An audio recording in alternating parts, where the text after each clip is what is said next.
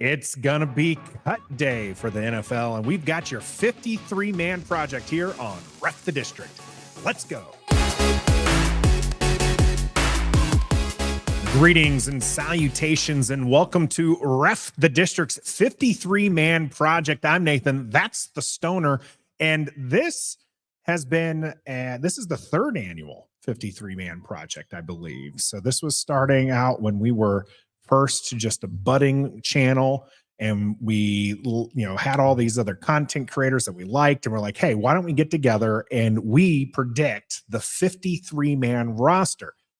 And we enjoy it, and I think you enjoy it as well. And if you do, make sure you hit that like button, share the content with other people who you think would like it, and make sure you sub to the channel as well. And all of the wonderful channels that we're going to have on, these are all fellow content creators within the Commander sphere.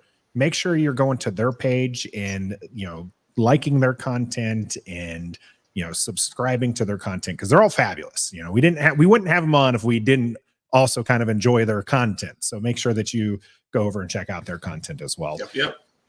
Yeah, Stoner, this was your love labor project that you came up with, and that we continue to do each year. And it's one of our favorite projects of the year to do. Well, to be fair, I think actually Decalssified suggested it to us. Washington Commanders Declassified. At the time, it was Washington football team Declassified, I think. Yeah. Suggested it, and I was like, oh, that sounds like a fantastic project. And like all those things you said, it gives us a chance to interact with our fellow community members within the podcast of Washington Commanders. So it's a lot of fun. It's always interesting to see the differences in what they think is going to happen at a certain position group as opposed to what we would or anybody else would. So it's going to be, we haven't seen these, right? So it's going to be fun to see what everybody has to say about each position group. And it's important to note also, these, not only is this a fresh look by us, but our standards for them were pretty open-ended. Okay. We didn't tell them you could only pick so many safeties or so many wide receivers. They got to pick it. So at the end of this, we might have more than 53 players. And if we do, it's going to be our job to pare that down to see where we might have some of those cuts that, or, maybe we didn't agree with certain things. I don't think we've ever had an instance, Stoner, where we ended up with 52 people. It seems like we've always had more than what we are supposed to have. So it'll be interesting to see where we land here with the 53. Yeah, and starting off with all of this is the special teams. We really didn't sort of push it out to anybody, right? Because is there really any question about who the three special teamers are? After the Cade York trade, I mean, you got Tressway punting. York is going to be your kicker, and your long snapper is your long snapper. There's no question what's going to happen in there. I was paying specific attention in this last preseason game, and I've kind of been paying attention to a lot of the games with the Tyler Ott, the new long snapper, right? Perfect snaps. Tressway, puts his finger down, he puts his hand out, right? And he doesn't even move his hand. It's just right to his hand, boom, down. Snaps. Yeah, Tressway's not having to dive for anything or pick it up off the ground. It's great having a good long snapper. You don't realize how important they are until you get one that is not very good or is having a bad year. I'll say that for Cheeseman. He was having a really bad year. So Tyler Ott, new long snapper. Cade York, though, we've only seen him in limited action so far. Yeah. But when he drilled that 34-yarder and it was at the top of the goalpost, straight down the center, I was like, okay, we're good. We've got it. Might have kind of, one of the extra points was kind of a little bit more jarring, but for the most part, I feel like we're going to be fine. And if you trade a conditional seventh round pick for a kicker, you expect him to make the roster, and it doesn't seem like that's going to be a problem. Now, the other thing to the Stoner is this is the initial 53. That's right. Just because this is the 53 today for Ref the District's 53-man project doesn't mean it's the 53 for the Commanders tomorrow. And that 53 tomorrow on Tuesday, if you're watching it on Tuesday, it doesn't mean that's the one. They'll start moving pieces. There's going to be some more players coming in by the end of the week. And even John Keim had said this and expects some cuts to start happening on Monday. Now, as of this recording, nobody has been released from the current roster. So they haven't pared anybody down. So keep that in mind. Now, we did have, I believe, First String Podcast, Toothpick was on the wide receivers. He recorded his last week and he had to redo it because of the Jahan Dotson trade. So but I don't think there's any other funny business going on. Yeah, and especially with this roster, with the new regime that's coming in, Quinn and Adam Peters and all of that, is they've turned over already. They've turned over more than 50% of this roster. And then they went and did the deal with Jahan Dotson, which surprised just about everybody. So almost nothing is off the table with what they plan to do with this roster. So it's going to be topsy-turvy. Like you said, not just tonight, tomorrow by the deadline, but Wednesday, Thursday, Friday as they bring in more guys and release more guys. I remember that first year when Samus Reyes was on the team, right? He made the initial 53, right? And then, he just got cut by Minnesota Monday morning too. So. Yeah, it's a money thing with the way they do these things as well. They're trying to save a little bit of money by putting certain guys on the roster and not, so we'll see what it eventually comes down to. But either way, it's going to be so different from last year. Yeah. So this can be fun. I believe we're going to go QB up first. And Stoner, who do we got for that? For the quarterback position, we've got the Burgundy Zone. We've got Kyle, Mike, and Mike, the guys over at the Burgundy Zone. So they are going to tell us who they think. 2, 3, 4 quarterbacks on the initial 53. We'll have to just wait and see what the Burgundy Zone says.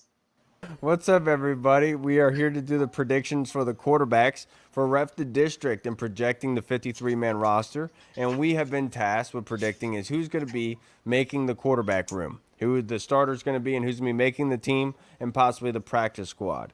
So, if no further ado, let's do this. I think it's a foregone conclusion that Jaden Daniels has earned the starting job. He's quarterback 1, no problem at all. But I think the big question here, Reed, is how many quarterbacks are going to make the roster? Who's quarterback 2, who's quarterback 3, and possibly 4? So let's deliberate. Who's going to be QB2, Reed? I think obviously, I would imagine it's still going to be Marcus Mariota. I know we didn't see him play, but I mean the coaching staff seems to feel good about him. He's a veteran presence in the locker room, and Jaden used to look up to him. Apparently they get along. You don't want to mess with chemistry. You kind of know what you got in Mariota. So it's going to be Marcus. Yeah, I think you're right about that. The fact that he's not playing tonight says a lot. It's still weird that he wasn't listed on the injury report, but I would agree with you. It's Marcus Mariota. Hall, do you have any differences there?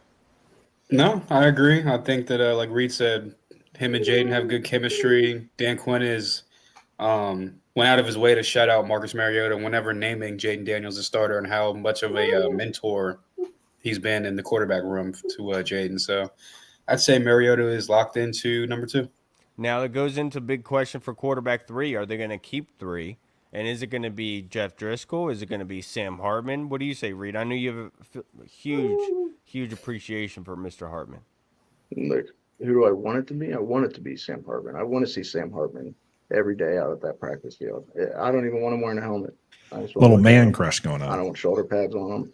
No jersey on him, nothing. I just want Sam Hartman out there just looking as beautiful as possible. But Jeff Driscoll has played well, so I do think ultimately he's going to probably be quarterback 3. Is he going to suit up on Sundays? Probably not, but I do think that there is a spot for Sam Hartman on the practice squad, which is awesome, so that way we can have more people at our practices than we do at the games, because it's going to be a whole bunch of chicks because they want to go look at Sam Hartman all day, and that'll be pretty cool. I'm excited for that. Yeah, I'm excited for you to join them. And I agree, Jeff Driscoll is quarterback 3, without a doubt. I think that he's done a very good job. Not having a great game in this one, throwing an interception, us not having any points up on the board. But I think Jeff Driscoll has solidified himself as quarterback 3. Hall, do you think Sam Hartman makes the squad at quarterback 4? Or do you think he's going to be more likely practice squad?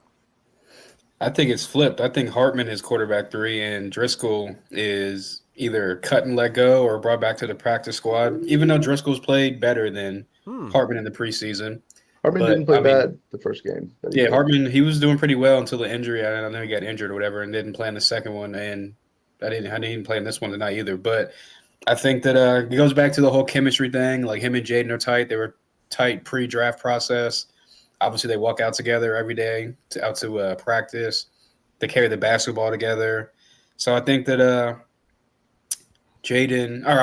Sam Hartman and this regime is the ones that drafted Sam Hartman or brought him in, whatever it is, an undrafted guy. So I think that if Hartman wasn't injured, then you would see him getting snaps before Driscoll was getting snaps in both of these games, solidifying that he would be QB3. Yep, I agree with you. So Hall being the difference there, going with Hartman making his quarterback 3. I think we have a little bit. Do you have any differences there, Reed? Do you want to argue with that, or do you think that's good? Hey, if it comes to Sam Hartman making the team, I'm all for it. That's fine with me. All right. So our official one, obviously Jaden Daniels being quarterback 1, Marcus Mariota 2, Sam Hartman 3, and then Driscoll being you said possibly practice squad, right? Yeah. All right. Yeah. And that's our last. Thank you to Ref the District for giving us the opportunity again, of course. Appreciate the ability to predict the 53-man roster and who's going to make it at the quarterback position. Thank you, guys. Make sure you like and subscribe to the Burgundy Zone and the Ref the District on YouTube. You can just search for us on all your podcasting platforms. We appreciate you guys. Washington football. Woo! Thanks to the Burgundy Zone there. And it is going to be interesting. It was posted today, Monday morning. As a reminder, the NFLPA, the Players Association, vetoed the emergency QB rule. So a third QB will need to be on the 53-man roster for game days to be able to go to that third QB. You can't stash him on the practice squad and bring him up an unlimited amount of times. Yep. And I think again, that goes down to money on that one. So with that being said, Stoner, do you agree that they're going to keep 3 QBs, like the Burgundy Zone said, on the active 53-man roster and maybe stash another on the practice squad? Yeah, I don't. I think they're only going to go with 2 on the active roster and have 1, maybe even 2 guys in the practice squad. For sure, they're going to want to bring Sam Hartman back on the practice squad. Obviously, he's an undrafted rookie, and they're going to want to try and develop him and see what happens there. Driscoll being a veteran, they don't necessarily need to keep around. I think they'd like to if he doesn't get claimed by anybody. But to get claimed, though, also another rule deal is you have to get claimed to the active roster on somebody else's team. Now, so that's what you have to think about. If you're going to cut a guy like Hartman or Driscoll, is he in danger of getting picked up onto an active roster? Those 2, probably not. So, but I think they're going to keep Hartman around, and I think they're only going to have 2 on the active roster.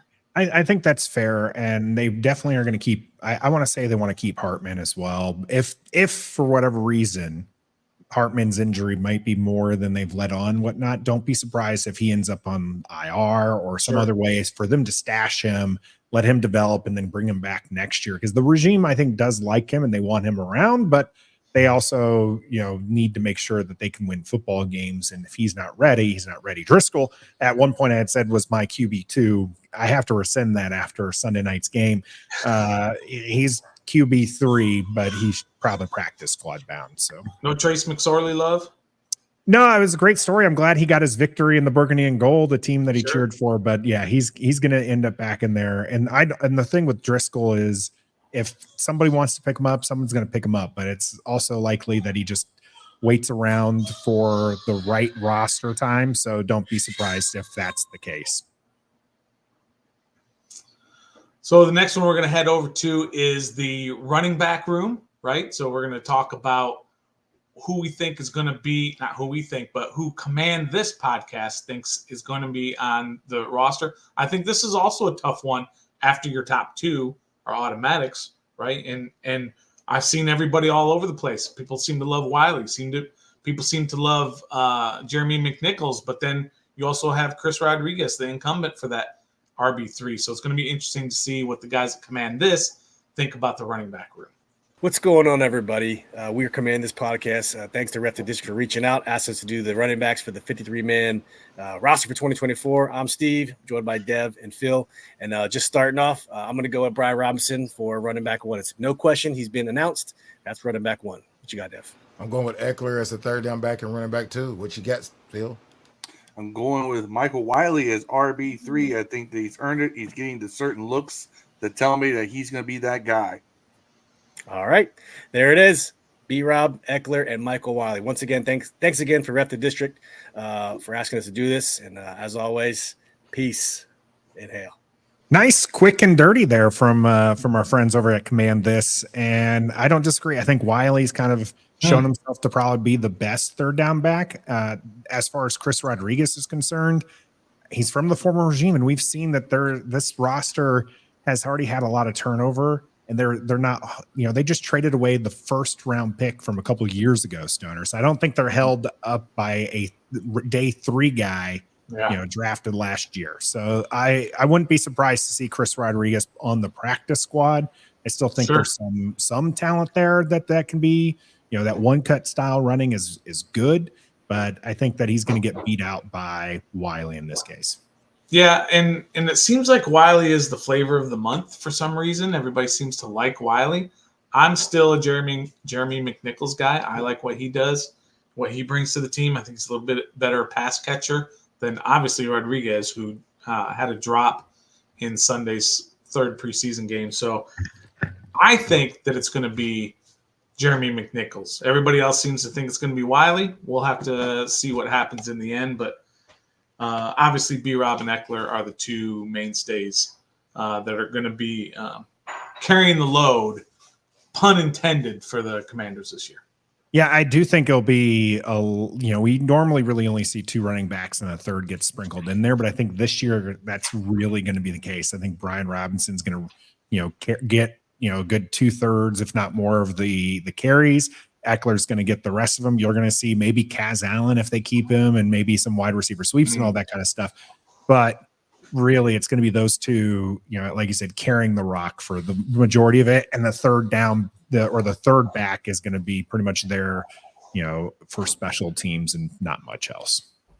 Yep. It's quite interesting how this roster is already coming together, and we've had some debates already on quarterback and running back. We haven't even gotten to the bigger position groups that have 6, 7, 8, 9, 10 guys that we have to choose from.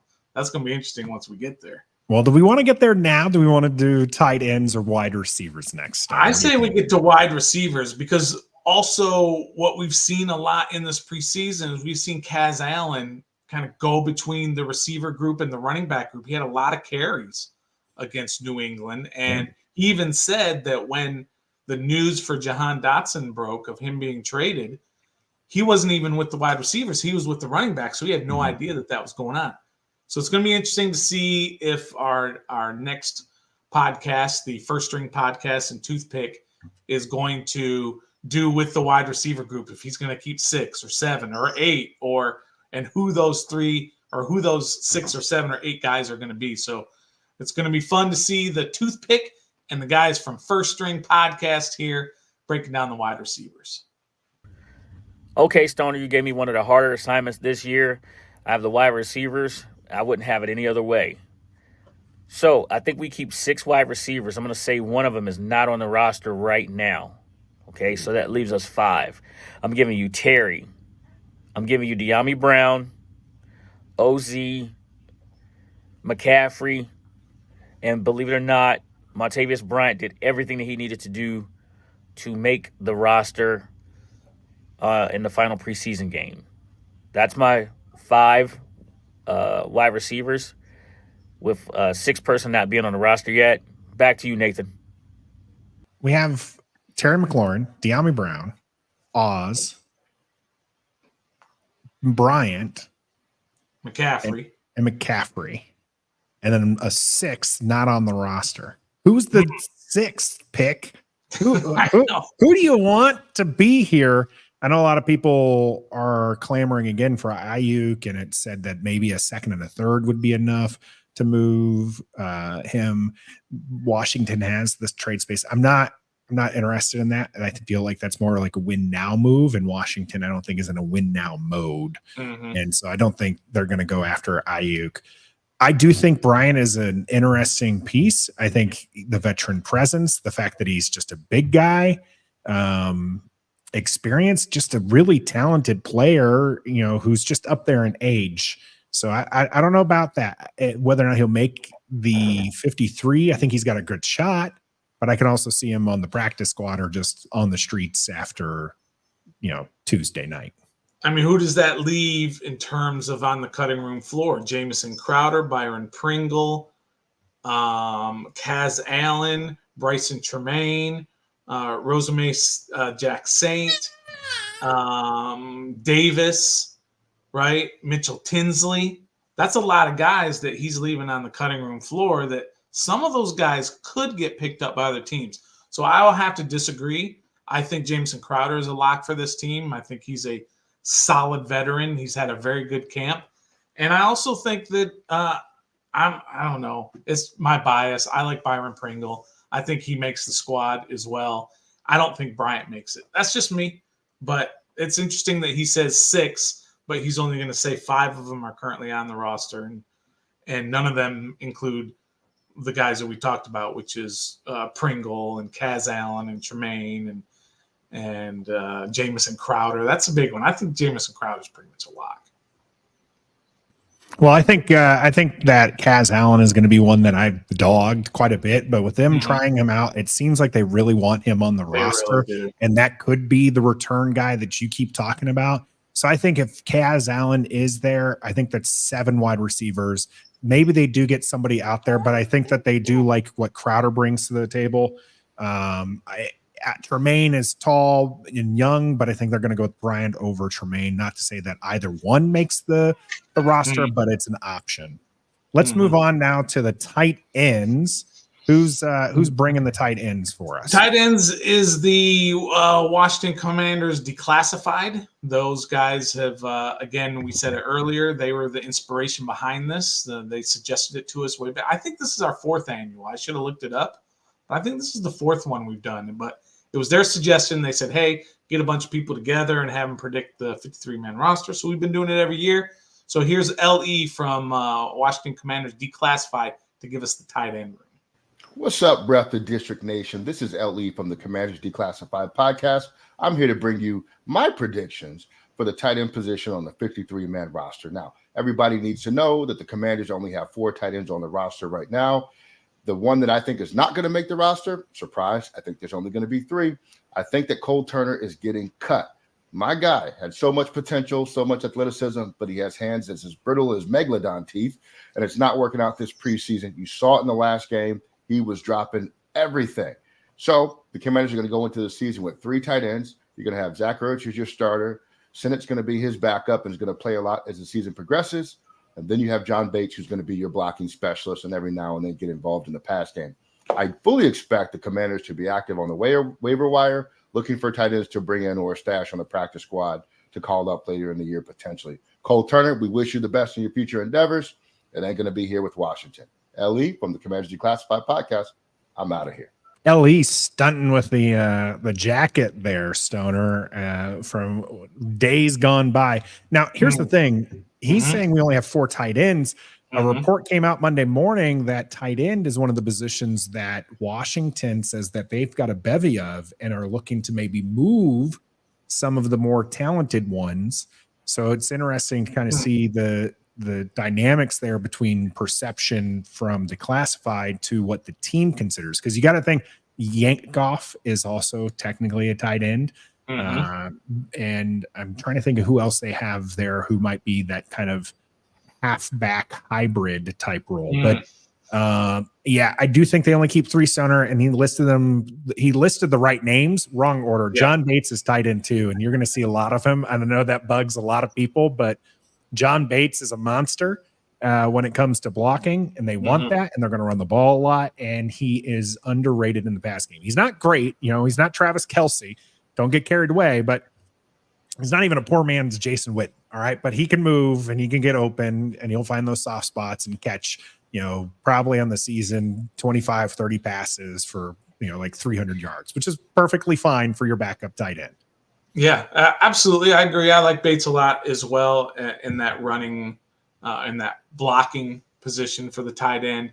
I mean, let's be honest, hot take alert. I don't know if this is a hot take, but a conspiracy theory that when Jahan Dotson was traded, that really secured John Bates' spot because, like you said, they're going to run the ball a lot more when your number 2 wide receiver is named, who knows, De'Ami Brown maybe, right? So they are going to run the ball a lot, and so John Bates became that much more valuable to this franchise. I agree with the 3 as well. Those 3. You got to have a fourth on that practice squad. You know how brittle Zach Ertz is. He's 34 years old. He's coming off a couple of years of injuries. You better have somebody who can come in and play right away when he does eventually get hurt and miss a game or 2 or 3. Is that Cole Turner for you?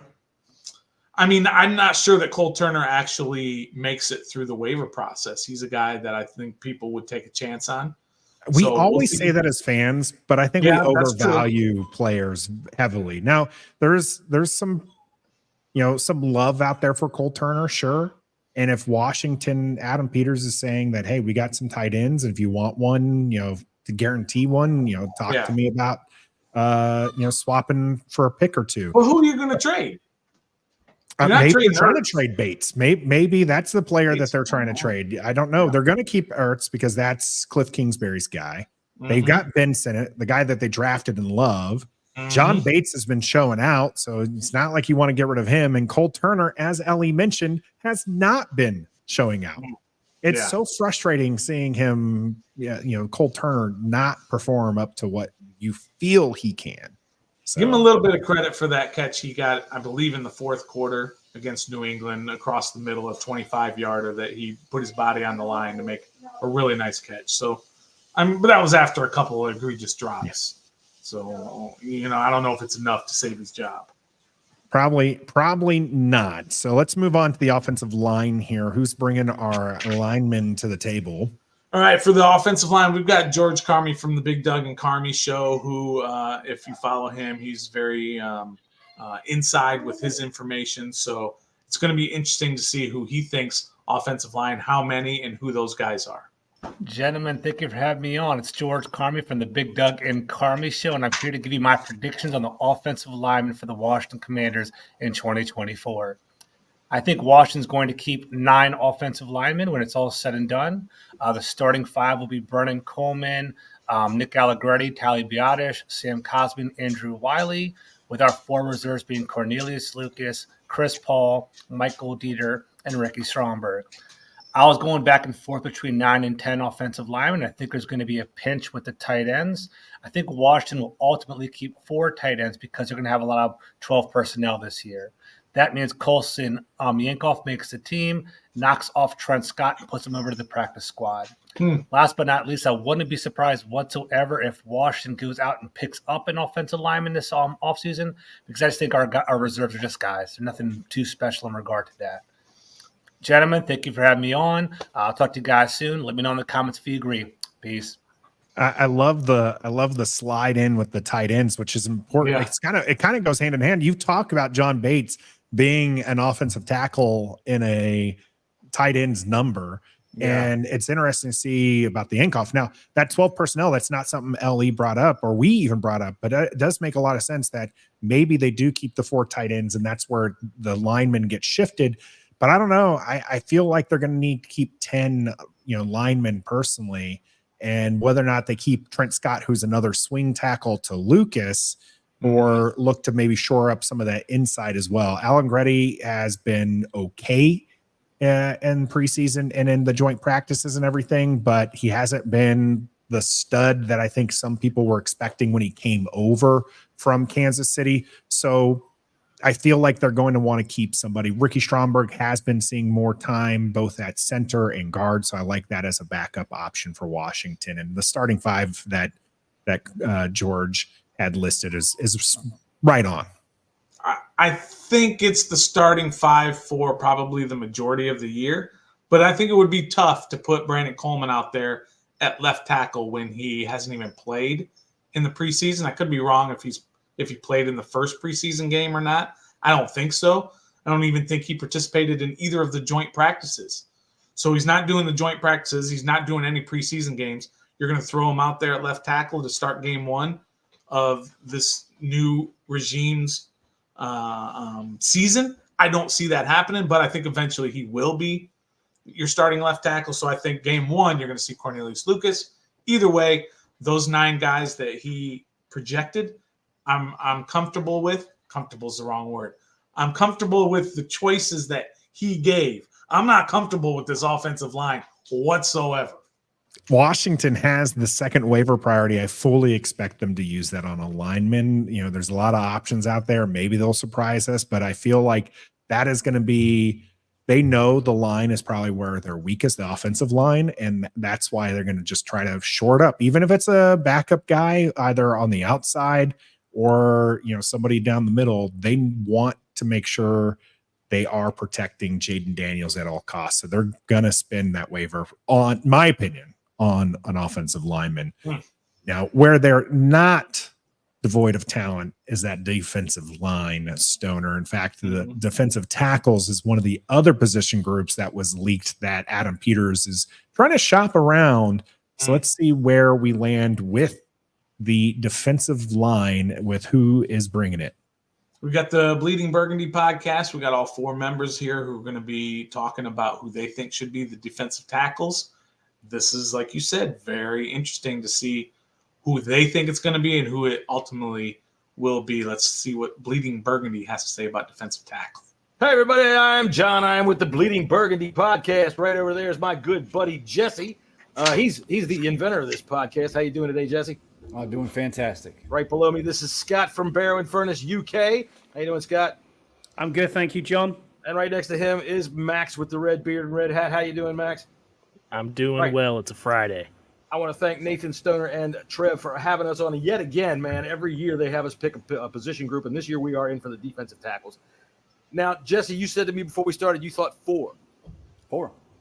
Yeah. All right. So you got anything you want to say about that? Not really. It's just a numbers game, and I think Jamin Davis plays a little bit of a role in this decision as well, because when you think of D-line, you got to put those edges in there as well. I think they're going to probably keep 9 overall because you have a lot of safeties and corners kind of to filter in, because Quinn likes to use extra safety. So I think he's going to keep an extra safety instead of an extra defensive lineman. All right. So we're all guaranteed that Allen and Payne are making the team, right? Absolutely. Correct. Yes. Yeah. All right. And the bottom of the list there, it's too bad for Ben Potato, but you got to go, man. We just can't keep you there. Who else you got there on that list there, Scott? So I've got John Ridgway and Johnny Newton are my other 2. All right. See, the thing about Johnny Newton is he Those hasn't are mine practiced as or well. played. All right, he hasn't practiced or played since he got here. I mean, he's practiced a little bit of workout. I'm thinking he might just start the season on the 3-week IR, and that might keep Fedarian Mathis around. What do you think, Max? I think that, the IR move is interesting. They can keep him on there for the first 4 weeks of the season, but I don't think they do it. I think he's further along than that, and I think he's better than Phil Mathis at every step of the way. Yeah, I agree with Max. I think they're saving him for week 1. And even if they kind of slow play it a little bit, I think it's going to be fine, because we all know that John Allen and Deron Payne are used to playing a lot of snaps. Ridgway is my guy. Mathis is on the bubble. I think Ridgway and Mathis has that last spot is for one of them, and I we haven't seen nothing from Mathis since he was drafted here. So Ridgway's my guy. He drove to get to practice. Don't forget. I think it is safe to say that Mathis is number 5. Yeah, the other thing as well is the familiarity with Ridgway and this coaching staff. That can't go amiss either. All right, so what we've got Deron Payne, John Allen, Jonathan Ridgway. I'll tell you what. Johnny Newton. We're leaving it thin there. We're leaving it thin at 4, but that's what we're going to go with then and there. The practice squad's 4. That's what. Okay. All right. That's what we're going to do. Thank you, Ref the District. We'll see you next time. I think they're spot on with the 4 and who they listed. I think Darian Mathis is gone. Johnny Newton along further than what they did. Ridgway, Scott brought up that important factor that I think some people have forgotten. Ridgway was drafted in the 5th round from Dallas, and he was cut. No doubt he was waived. So Dan Quinn saw him. They didn't keep him around, but Dan Quinn's talked about why he liked them, and Dallas didn't want to lose him. Washington had to pull him off and put him on that active roster, and he's done good things here, and he looked like a monster.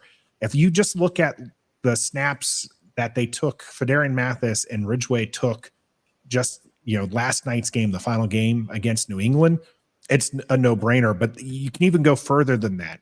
Ridgeway, I think, has familiarity with what Joe Witt Jr. and Dan Quinn want to bring to the table. I think he is a nasty player. We've seen him pile drive a player, Stoner, and I think that's what they want from their defensive tackles.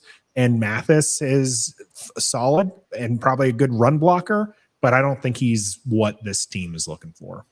He definitely pile drove a player for a penalty, I might add. just FYI, Do it again. that was a penalty. But it was pretty awesome. I have to disagree a little bit. I do think they keep 5. I think Mathis makes this roster and they keep 5. They made a really good point how Jamin Davis kind of plays a role into how this numbers game is going to go on the defense. Because if they want to keep him around, are they going to keep him around with the linebackers, with the edge rushers, or how that's going to work? And that may play into what we're doing here. We may hear Jamin Davis twice in these next couple of selections in both the edge and the linebacker room. So that's going to be interesting. But I'm keeping 5. I'm keeping Ridgeway and Mathis if I'm Dan Quinn. And our guys there with the defensive tackles said 4 defensive tackles because they thought 9 defensive linemen. That leaves 5 for our friend StreetScores with the defensive ends. What does he have to tell us with those edge rushers? I was Annie Eligible Rico from StreetScores. Shouts out to Ref the District. Shouts out to them, man. Super excited about this season. I'm in charge of the defensive end / edge rushers, so I'm going to go ahead and throw Dante Fowler in there, even though he's an outside linebacker, because I see him as our situational pass rusher, obvious passing downs, 3rd and long. Just send him at the quarterback. You don't really want him, in plays where, they may even think about running the ball, if there's even a slight consideration of running the ball.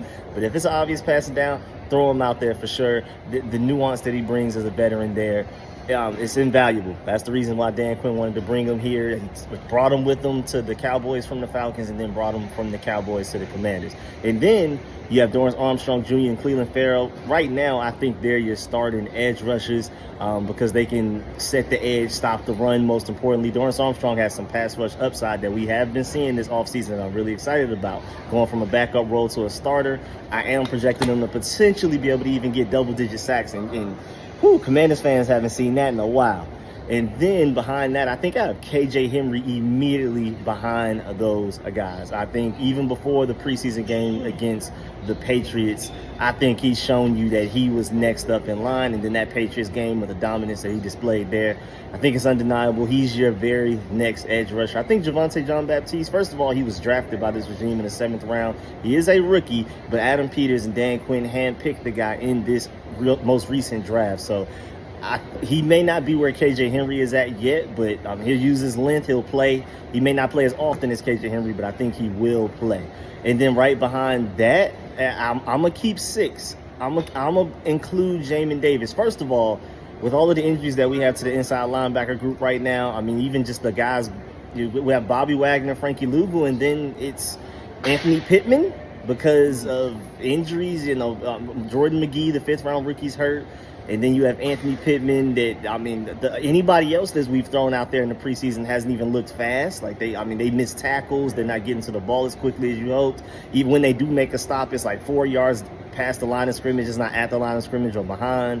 So at worst, Jamin Davis at least makes this roster, in my opinion, as like an additional off-ball linebacker. But I think he has shown you enough on the edge to flash, especially with that strip sack he had against the Dolphins. But even before the strip sack he had against the Dolphins, I think it was the play right before that, he had like a really athletic play that, not too many guys in existence can even make that play. The athleticism to run with the quarterback while he's escaping the pocket, and then the time to jump, and then have the athleticism in his jump to bat the ball down. Then the very next play, he had the strip sack. Now, granted, he was out there well into the 4th quarter with the backups of the backups against the Patriots in that preseason game.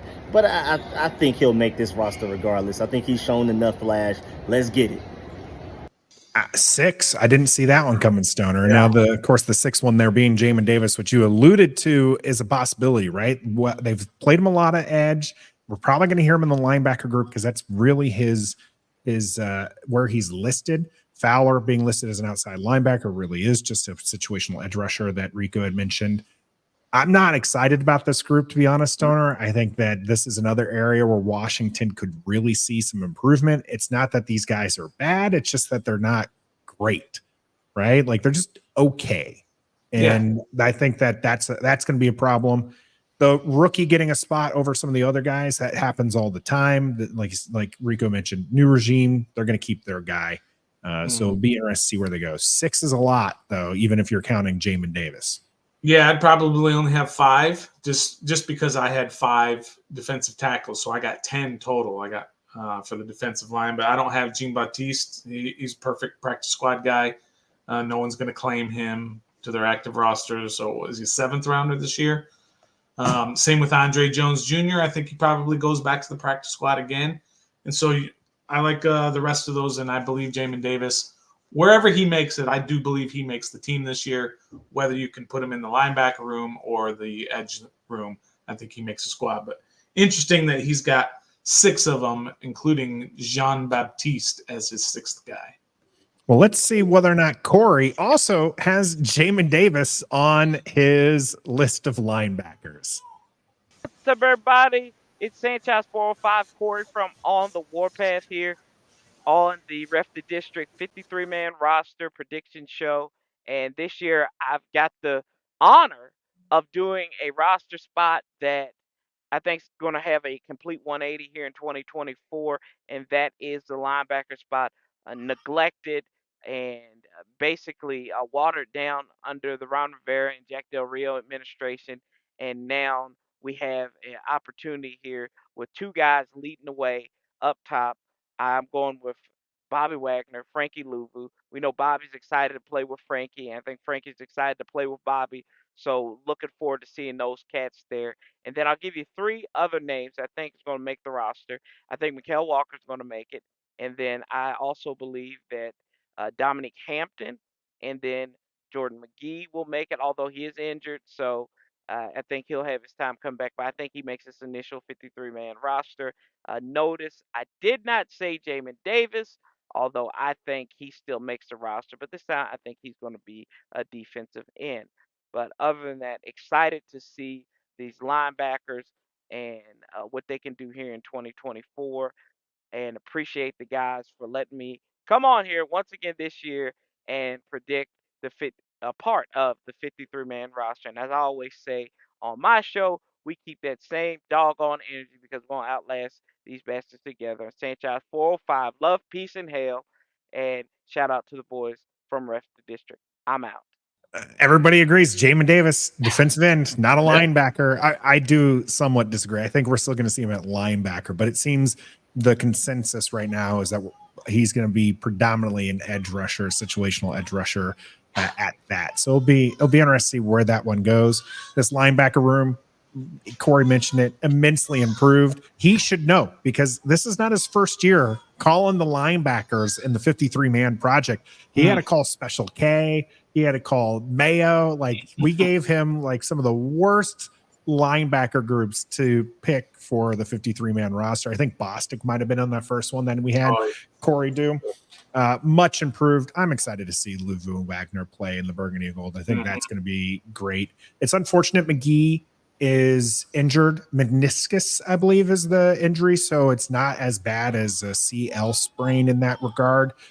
So look for him to be put on either the short-term IR or even if they want to shelve him, because this staff was really excited about what Jordan McGee was going to bring to the table and was one of the reasons why they were okay moving Jamin Davis over to defensive end, because they're like, we don't really need you at the linebacker. We've got 3 studs there. Yeah, but it is going to be interesting how they handle that in terms of McGee's injury. If they put him on IR before the season, ensuring that he misses 4 games, at least 4 games, right? Who are the guys that are they going to have a 5th linebacker that makes the 53 on top of Walker and Hampton, for example? The mentioned Pittman and guys like that. Are they going to jump into that spot? So it'll be interesting to see what happens there with the linebacker position. But I put him down for 5, including McGee, because at this point we don't know if he's going to be on IR or not. Well, let's move to probably the most maligned outside the offensive line, right? Group, and that's our cornerback room. Safeties look good. We'll end on a high note. But this cornerback room not looking good. Who's going to bring the woe for here in the Burgundy and Gold? Our good buddy Rio Robinson is going to give us the cornerback room, which is going to be interesting. He does have a vested interest in the cornerback rooms. He has been talking about cornerbacks for a while now and how mid they are. At least they have been in the last few years, and he's not alone with that, obviously. But let's see what he has to say, Rio Robinson, about the cornerback room for the Commanders. What's going on, Washington Commanders Nation? It's your boy Rio Robinson here for the Ref the District 53-man roster projection. I was given the cornerbacks, one of the easier positions to evaluate on this roster. I think we're going to keep it simple. We're going to keep 5 guys like the restaurant chain. We're going to keep 5 guys in the cornerback room. I see no reason to keep 6 cornerbacks. So, number 1, Mikey Sanders still the best cornerback on the roster. Slot guy, inside guy. If he had another inch or two on him, he would easily be the starting outside corner because he has the best instincts on the team. He probably is the best corner on this team, and we haven't even seen him play a regular season game yet. Number 2, Emmanuel Forbes, second-year cornerback out of Mississippi State. I don't know if he's starting on the outside. I think another set of 3 guys are going to be our starters on the outside, but Forbes makes the roster. We knew he was going to make the team. He wasn't in jeopardy of not making the team, despite how fans feel about him, despite what we've seen in his first season and a quarter of during the offseason. Emmanuel Forbes makes the team. Our starters on the outside, Michael Davis and Benjamin St. Juste, a 6'2" and a 6'3" cornerback with length. Not the best runners in the world, but I think those are your best 2 outside corners on this team right now. So Davis and St. Juste on the outside with Forbes backing up Michael Davis and Michael Sanders still in the slot. Those are your 4 top corners on this team. And rounding out the cornerback room for the Washington Commanders in 2024, I got, drum roll, Tariq Castro Fields, a guy whose name we couldn't even spell right on a jersey last week. He cracks the roster again in 2024. I know my guy Lake Lewis has got to be happy about that, one of his Penn State guys, but another over 6-foot corner.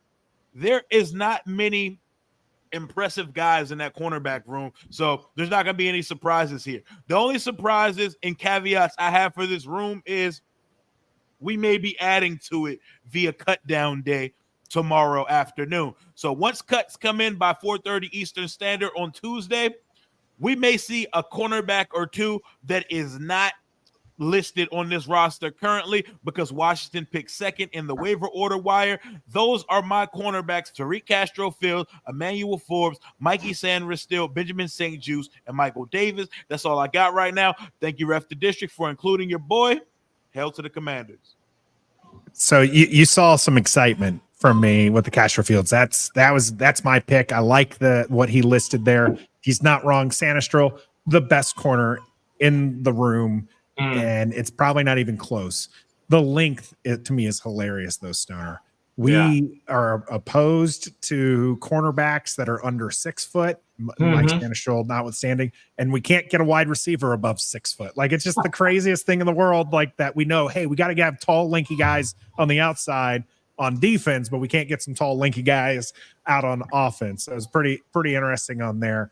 Castro Fields, by the way, came here via San Francisco, I believe. So just San Francisco 49ers. So we know Adam Peters has some familiarity with Castro Fields. Now, of course, they waived him and he moved on to here, but a guy I like, a guy I really do. With the 15th pick of the 2025 NFL Draft, the Washington Commanders select cornerback, fill in the blank, from fill in the blank. That's probably going to be their number 1. Yeah, not a strong room at all, no. Yeah, not a strong. That's a great way to put it. Not a strong room at all. Well, that's not a strong room, but I think we agree with those ones that he listed. Let's see about the safeties, Stoner, which I'm telling you might be the hardest room to pick. Because, I mean, I know the linemen are pretty, there's some stud linemen, there's some movement there on the offensive line, but this one, I think that you have 2 legit starters, but then after that, I'm just not sure where Washington goes. Okay, so I forgot. District Divided didn't provide a video. They did provide their list to us, though. So we do know who they picked for safeties. So you don't get to see A-Train and K-Dot on screen here. You can go check out their content on their page. But they sent us a spreadsheet, Stoner. You have that in front of you right now. Let's hear who District Divided gave us for the safeties. Apologies to District Divided. That was my fault. Poor communication on my bed. So their safeties are Jeremy Chin and Quan Martin. That's not a surprise to anybody, right? Percy Butler, Jeremy Reeves, and Tyler Owens are their 5 safeties that they have going on to the 53. Are you surprised that Butler, Reeves, and Owens are all on there? A little surprised. I do think Owens has more to him than special teams, so I wouldn't be surprised if he's on the roster, especially he's this regime's player that they picked. Percy Butler's an interesting one. Do they keep him or do they keep Derek Forrest? Because it's really between those two. One of them is going to find their name not on the 53. And I have to agree, Derek Forrest is gone. I think that's going to be a surprise cut for a lot of people. He had a great year a couple of years ago, where he was listed as one of the better safeties, but he's been oft injured and he hasn't been able to replicate that one season of play when he's been on the field. And I just don't think that he is longed for this roster. Yeah, I agree with you. I think he's probably going to get cut from this roster as well. I have Chin, Martin, Reeves. I do have Reeves. I think the Reeves slander is a little overboard. He is a very important member of this team in many different areas. He's not a guy you want out there playing safety unless you absolutely have to. So I have him as safety 5, which he'll never play safety again unless he absolutely has to. So Quinn, Martin, Reeves, and Owens is who I have as the 4 guys. And I also think possibly Butler makes it as well. I think Defoe's the odd man out if they go with 5. If they only go with 4, I think the odd man out could be or will be Percy Butler. But if it's just 4, I think Reeves is still on this team, although not for his safety play. No, but he's an emergency safety only. Absolutely. Exactly.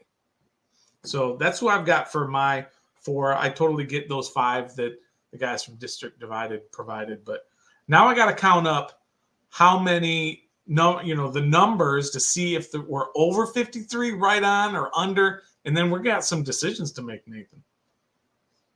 All right, Stoner, let's do the math. Okay, 52. We 50, get to add oh my goodness, I not ask. I was like, we've never had to add a player. Never once have we had to add a player. This is the first year in 4 years. You're right. We've done this 4 times. Let me audit myself and make sure I'm going to double check, see if it's 52.